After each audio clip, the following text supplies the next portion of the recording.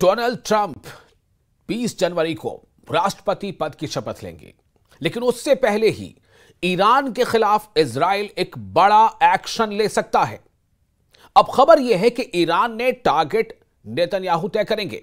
यानी ईरान का टारगेट क्या होगा, ईरान में कौन सी जगह टारगेट होगी, यह कौन तय करेगा? नेतन्याहू तय करेंगे और बटन ट्रंप दबाएंगे। रिपोर्ट देखिए।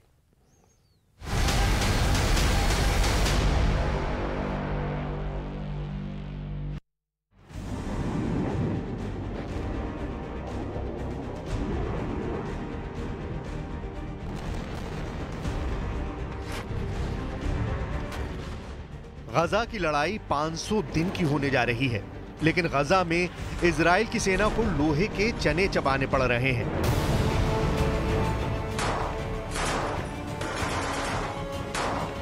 कब कौन से कोने से ग्रेनेड आकर फटेगा या स्नाइपर की गोली कनपटी चीरते हुए सिर के चिथड़ उड़ा देगी।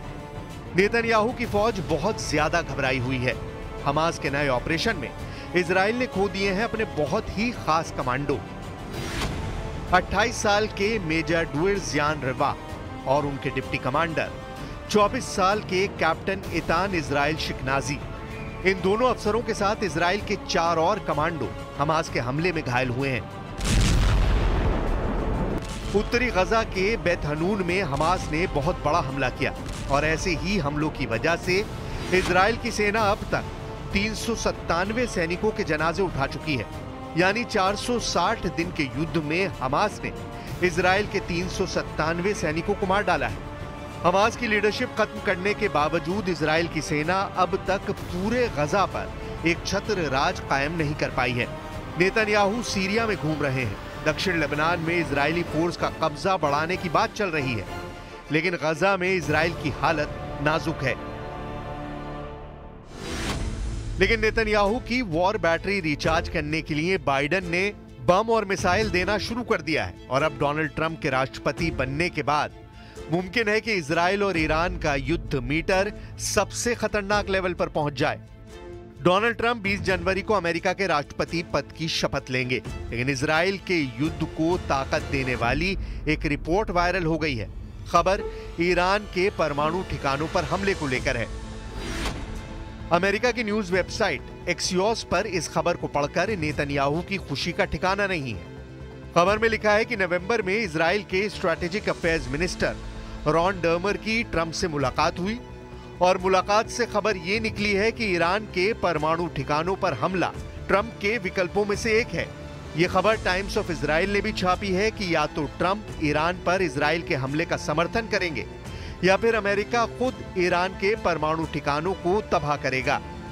इजराइल की एयरफोर्स लगातार एक्टिव है। इजराइल के F-15 और F-16 लगातार गजा, लेबनान और सीरिया के आसपास गश्त लगा रहे हैं।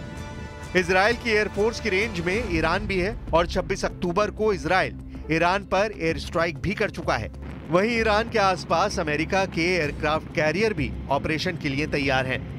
अमेरिका के फाइटर जेट समंदर पार करके बड़े मिशन के लिए जाने जाते हैं, लेकिन ईरान के विदेश मंत्री अब्बास अरागची ने पहले ही बता दिया है कि ईरान पर हमला करके इजराइल और अमेरिका अपनी तबाही पर मोहर लगा देंगे। अरागची ने कहा है कि ईरान भविष्य में इजराइल के किसी भी हमले के लिए तैयार है। अरागची ने कहा कि उम्मीद है कि इजराइल गलत कदम नहीं उठाएगा। अरागची ने कहा कि इजराइल ने हमला किया तो महायुद्ध होने की 100% गारंटी है। इस वक्त ईरान और इजराइल के बीच टेंशन सबसे बुलंदी पर है। एक तरफ नेतन्याहू का वॉर कैबिनेट गजा, लेबनान और सीरिया के मोर्चे पर खुद को जीता हुआ साबित कर रहा है, तो दूसरी तरफ ईरान के सर्वोच्च नेता अली खामेनेई पहले भी बोल चुके हैं कि इजराइल पर हमला जरूरी है। ईरान के जनरल ने भी बता दिया है कि सर्वोच्च नेता अली खामेनेई का बदले वाला ऑर्डर बदला नहीं जाएगा।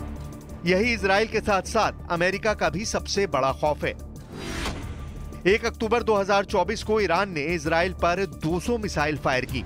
26 अक्टूबर 2024 को इजराइल ने ईरान पर जवाबी अटैक किया। अब इंतजार है ईरान के काउंटर अटैक का। सवाल है कि क्या जनवरी में ही ईरान इजराइल पर बड़ा हमला कर सकता है? ईरान आगे क्या करने जा रहा है? क्या डोनाल्ड ट्रंप के चुनाव जीतने के बाद अमेरिका ईरान को लेकर और ज्यादा आक्रामक हो जाएगा। ईरान बार बार कह रहा है कि उसका तीसरा हमला यानी ऑपरेशन ट्रू प्रॉमिस 3 बहुत घातक होने जा रहा है और इजराइल पछताएगा कि उसने ईरान पर 26 अक्टूबर वाला हमला क्यों किया।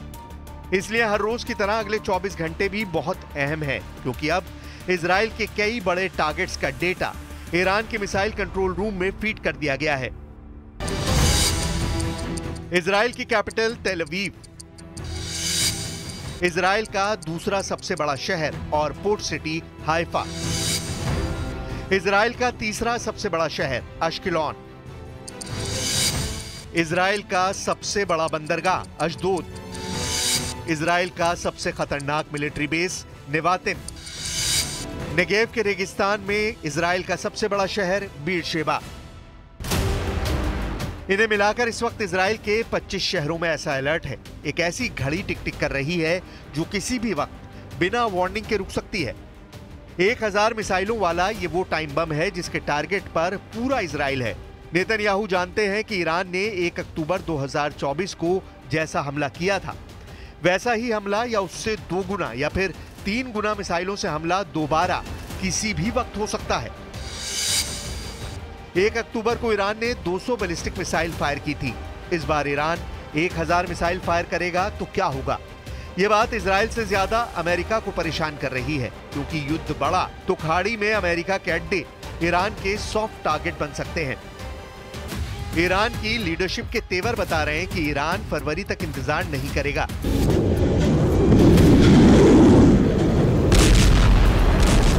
लेकिन दूसरी तरफ यह भी साफ है कि इजराइल बहुत ज्यादा अलर्ट है और वो ईरान को अब मौका भी नहीं देगा।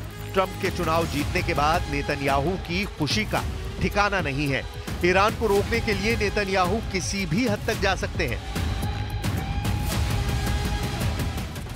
מי שפוגע בנו, אנחנו פוגעים בו. זהו העיקרון שהנחה אותנו עד היום, וזה העיקרון שינחה אותנו גם בהמשך הדרך. התקיפה באיראן הייתה מדויקת ועוצמתית, והשיגה את כל מטרותיה.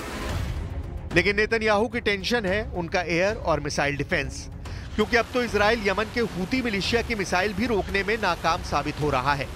ऐसे में अगर ईरान ने पलटवार किया तो पूरा का पूरा इजराइल जलने लगेगा। इसकी गारंटी ईरान के जनरल कई बार दे चुके हैं।